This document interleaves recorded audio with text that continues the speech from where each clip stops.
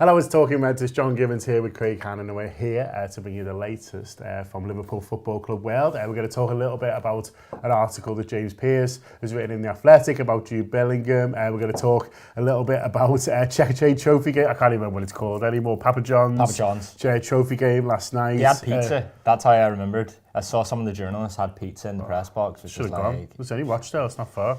We would have been in with the fans, though. I don't think we would have got pizza, would we? Never know. Maybe we do get press access in Rochdale. Neil Jones to pass some down to us. You never know. More pizza chat. We're also going to look ahead to two games at Anfield this weekend because the men might be on an international break, but there are two chances to get inside Anfield this weekend if you want to see some LFC legends and also the LFC women in the Merseyside derby. But we'll start with that article that is on The Athletic this morning that James Pearce has done alongside another journalist, Lowy Felford, is it?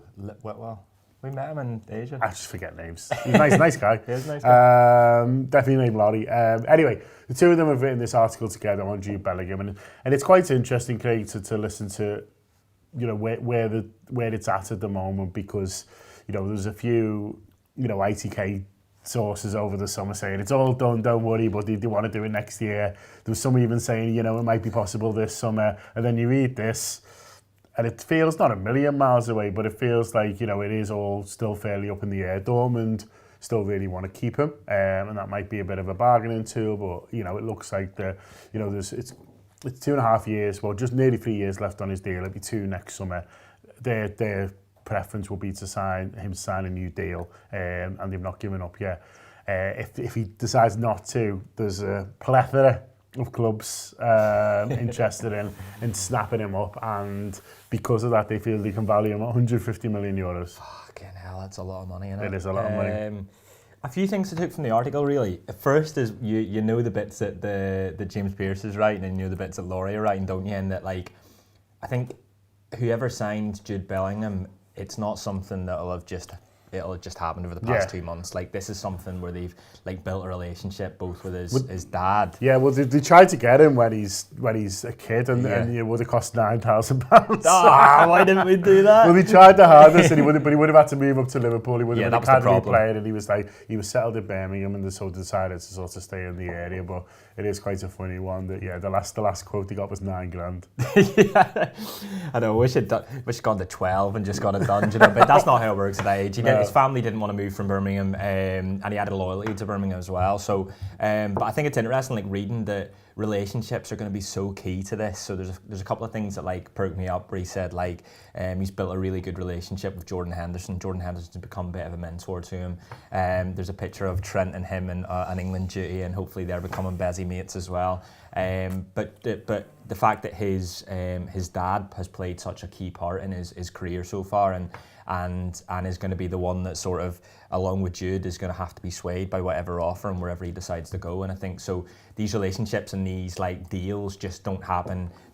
Liverpool just didn't decide that they liked Jude Bellingham 6 months ago and go, let's have a look at Jude Bellingham and chat to him. Actually, this is something that's been like a relationship that's been garnered over the past, what would it be now, 7 years nearly, going back. Like, he visited Kirby at when the youth academy were there. So then you read the United bit and you're like, oh, they like him as well. They really like him, and they've done lots of work with his dad, and they've tried to convince him, and they came closest to signing him before he went to Dortmund. Yeah, they were the English club closest to signing him, which sort of comes from there. You've also got, you know, how well he played against Manchester City, and then you know, Pep Guardiola coming out, you know, afterwards and saying like, what a brilliant footballer he is. And you've got enough. Come on, they've got a few quid. They've got a few quid to afford them. So Liverpool are going to have to fight.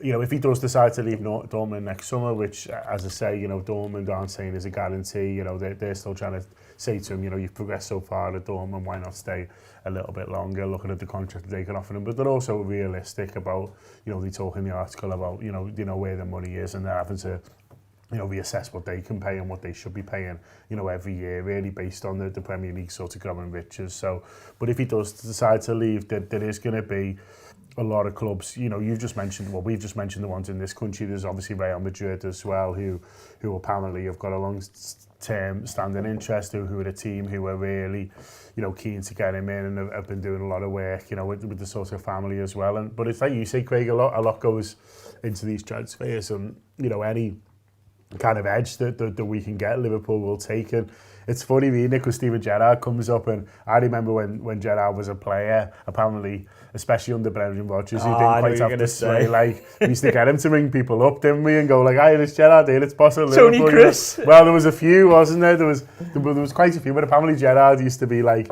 our best marketing tool, a bit like Craig Hannan's the Anfield Wraps, you know what I mean? We used to, but apparently he's still doing bits, and there's a recent thing where he's saying, he was his favourite player growing up, and, it's the shirt he'd most like, and apparently Gerrard put him in his top 5 midfielders in the world currently, and Bellingham was made up, and I don't know, maybe just little things like that. He's saying he's going to Villa. That's your fucking hell, that'd be a shot.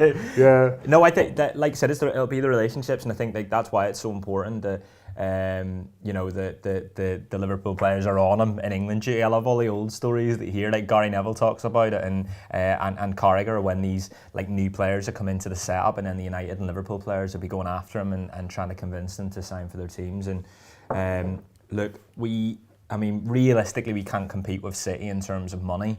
So if it comes down to the financial package, then City can dwarf us pretty much. But I don't think it will. I think by the sounds of things and the things you hear about his character, and even the movie made to Dortmund, the movie makes to Dortmund is about getting football. It's about the best possible gateway for him into professional football at the highest level, and it's worked out for him in the same way that we'd seen before him.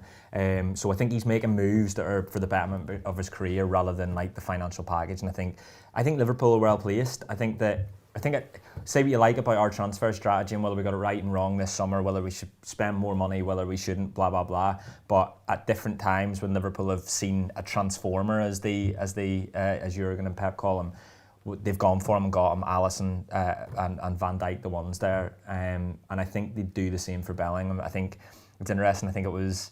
I'm gonna do very quick maths here and probably get it wrong, but I think they give him, was it the number 18 they give him because he's a 6, a 4 and an 8. It was 22, I think it was. Was it? My maths is wrong. Essentially what they were saying was he can play in any position in the midfield.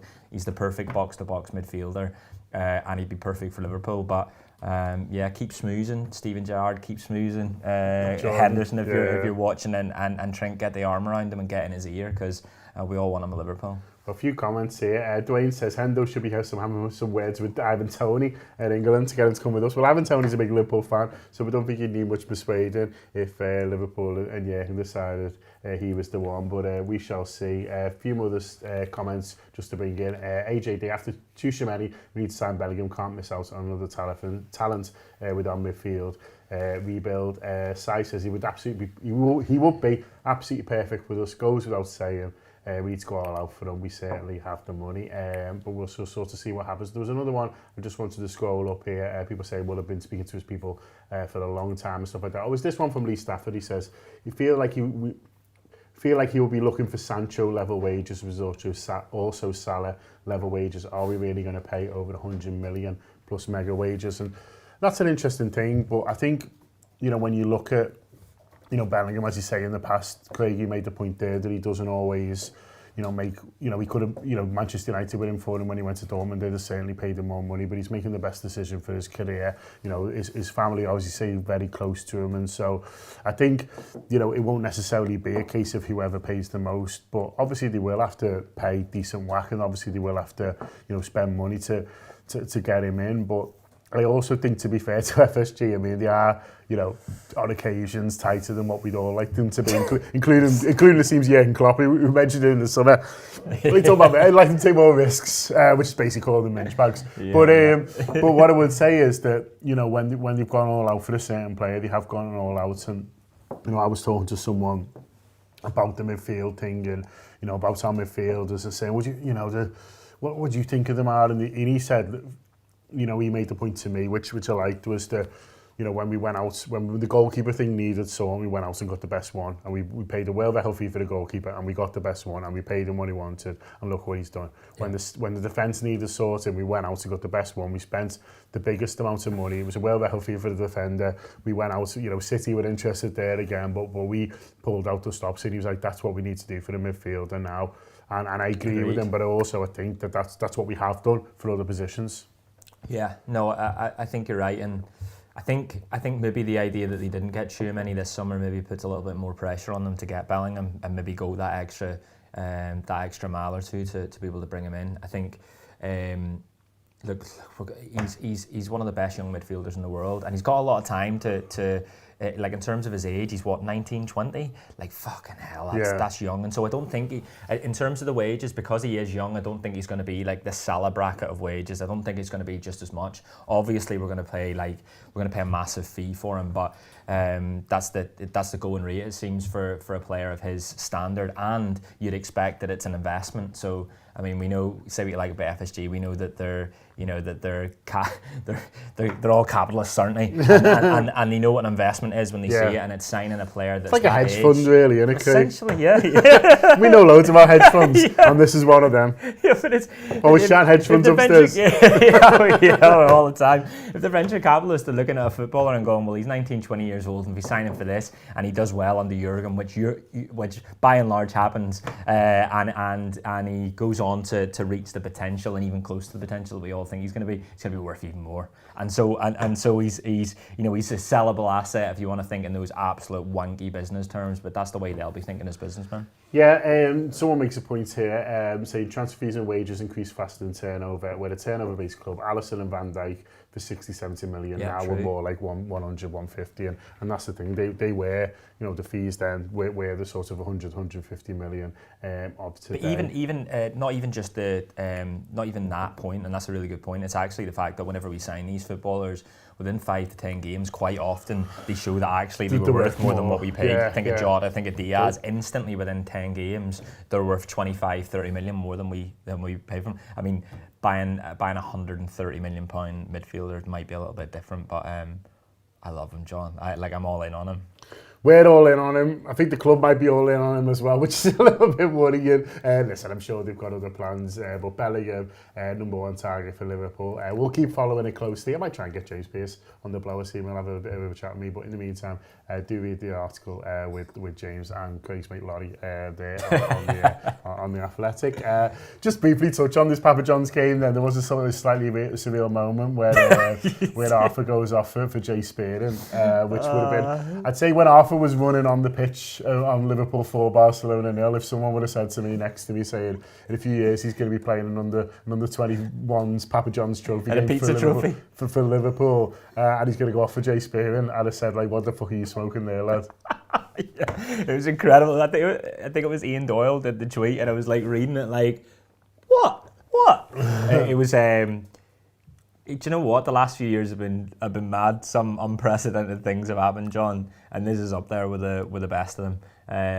But I see Arthur get a few minutes though. Yeah, it is. It's and seemingly look tidy. And Jay Spearing as well. I like this idea that Premier League clubs have decided. Yeah, we're not the only one, are we? There's quite a few. Absolutely not. There's a fella, I can't remember his name, but he plays for United, and he's like, I think he played at Villa and stuff like that. He's a defender. Do you know the one I'm talking about? No, I'm trying to remember it. Anyway, it's Nicky Butt. No.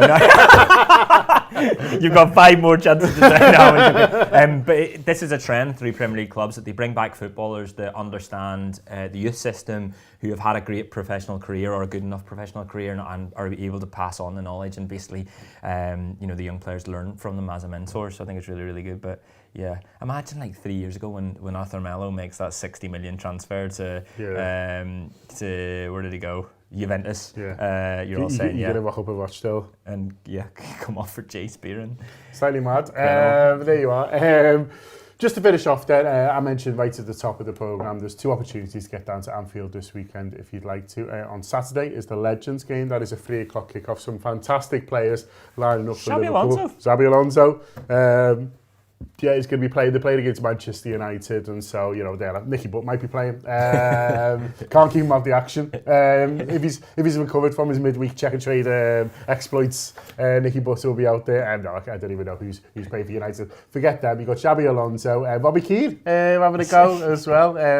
So it's a really good Liverpool team. Kenny Dalglish is going to manage them, and that is on Saturday. So yeah, that is an opportunity to get into Liverpool. Tickets available right up to the day on that. And then on Sunday, the women's team team play. It's the Merseyside derby. Liverpool got off to a fantastic start on Sunday at Prenton Park. They beat Chelsea, who were the champions, 2-1. On this Sunday, they play Everton at Anfield. It's a 6:45 kick-off for that. Tickets are only on sale until 4 p.m. on Friday. So if you are thinking of going, you can't pay on the day, you can't pay on the gate or anything like that. You need to get tickets in advance. So go to the club website, get yourself sorted before Friday at 4 o'clock. They're expecting a really big attendance there, which is really, really good, but there are still some tickets left. So get yourself down, enjoy it. And I'd say for both games, Craig, it'll depend on people's, weekend availability and stuff like that. But if you're someone who can't normally get into Anfield, or you go but you struggle to take your kids or whatever, it's a really good opportunity to go as a family, to be in Anfield, to enjoy the fantastic stadium, see how the Annie Road's getting on,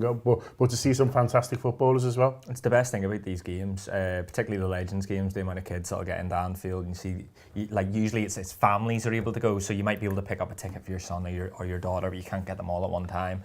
And it's a proper family occasion. And as for the women, I think given the result last weekend, there should be real optimism about their season and off the back of what England did in the World Cup as well. So no, it'll be brilliant, and even for the players as well. That you see all the interviews with the LFC women and different ones are I just can't wait to play at Anfield. Katie Stengel was talking about it in an interview. She was it's a dream come true to be able to play at that stadium, and so to play a Merseyside derby is massive for them. So it'd be a great weekend. No, absolutely. I went up to Anfield this morning and spoke to a couple of the Liverpool players. I spoke to Kelly Holland and Razza Robertson. They're just absolutely buzzing, even being about. I couldn't get near Missy Bocairns. Honestly, she had a line of media waiting to speak to her. So just put the telly on later and you'll hear from Missy Bo. Obviously, she's a Scouser, so it's a dream for her to play in Anfield, and I'm sure she'll play really well. But there's a game to win as well, so it should be fantastic. So try and get yourself down to one of those games of the weekend if you can. If you can't get to the women's game, it is live on Sky Sports as well, as there was the Chelsea game. So if you're elsewhere in the world and you're not able to get to Anfield on Sunday, you can watch it on Sky, which is pretty cool as well. But I think that's us for everything. Do check out all the merch on the AnfieldWrap.com/shop. Make sure you're downloading the app. There's some really good stuff going on over the next week or so. We get to have a bit of fun in the international break and do a few different things, a few interviews that we really need to do for a while. So all that is on the app, so make sure you download that for the best audio and video. There's some builders on there at the minute. I was listening to Roy Smith. We got Roy Smith on there, Midnight Caller, which is always brilliant. There's the Unreal podcast last week that I was only listening to yesterday, which is the midfield question. Ian Ryan hosted it, and it just there's loads of different opinions around it, because really there are different opinions, and there's people that aren't happy with what happened. There's people who are all right with it, but it just went in depth what Liverpool's thinking might have been, where they potentially went wrong, and what we need to do in the future around the midfield. So it was a biller. Get on it. He's right here, man. Best host of the Anfield. I love him. He's great. Yes, what a fella. Neil's back soon. Up the Reds.